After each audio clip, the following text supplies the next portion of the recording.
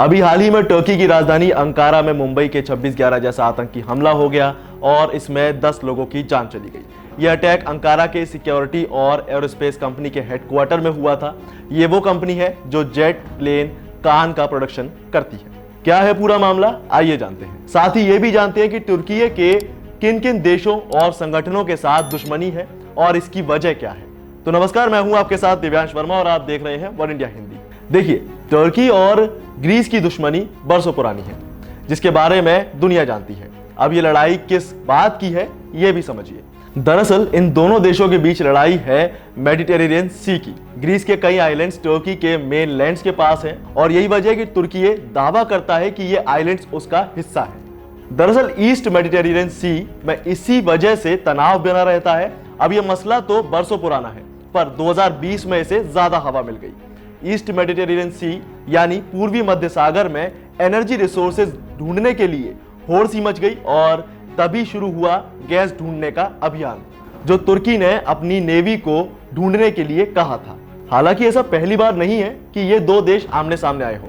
असल में ये दोनों पहले भी कई बार आमने सामने आ चुके हैं, लेकिन उस वक्त जब यहाँ गैस की खोज चल रही थी तब फ्रांस भी ग्रीस के सपोर्ट में था। वहीं संयुक्त अरब अमीरात यानी यूएई ने भी ग्रीस के समर्थन में अपने कुछ F-16 जेट्स को क्रेटे एयरबेस पर रूटीन बताकर तैनात किया था। अमेरिका की तरफ से सीरिया और इराक में ISIS के खिलाफ कार्रवाई में साथ देने की वजह से तुर्की के ईरान से भी रिश्ते खराब हो गए और इसी वजह से वक्त के साथ तुर्की में ISIS के हमले भी बढ़ते चले गए। हालांकि एक मीडिया रिपोर्ट के मुताबिक तुर्की और ईरान में वर्चस्व भी एक बड़ा मुद्दा रहा है, पर अमेरिकी कार्रवाई में साथ देने से तुर्की में ISIS आत्मघाती हमलों की संख्या में तेजी आई है और इन्हीं सब के चलते सीरिया से भी काफी लोग जो शरणार्थी के तौर पर तुर्की पहुंचकर प्रॉब्लम को बढ़ावा देते रहते हैं। अब साल था 1974, साइप्रस में ग्रीक समर्थित सैन्य तख्तापलट हो गया और तुर्की के साइप्रस पर हमला कर दिया गया और इसके बाद तुर्की ने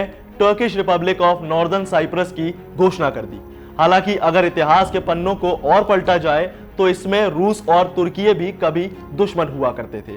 रूस के साथ भी इसका युद्ध हो चुका है। वो साल था 1877 से 1878 का, जब रूस और उसके सहयोगी देश सर्बिया ने तुर्की शासन के खिलाफ विद्रोह में बोस्निया और हर्जेगोविना और बुल्गारिया की मदद की थी। और अगर तुर्की के दुश्मनों की बात करें तो इसमें सबसे पहला नाम आता है कुर्दिस्तान वर्कर्स पार्टी का। इस पार्टी का दावा है कि वो देश के सबसे बड़े नैतिक ग्रुप कुर्दों का प्रतिनिधित्व करती है और ऐसा माना जाता है कि तुर्की की कुल आबादी में 20% कुर्द हैं। पिछले 30 सालों से भी ज्यादा वक्त से देश की सरकार को अपने ही यहाँ के आतंकियों का मुकाबला करना पड़ रहा है। तो ये थी कहानी टर्की और दूसरे देशों की दुश्मनी की।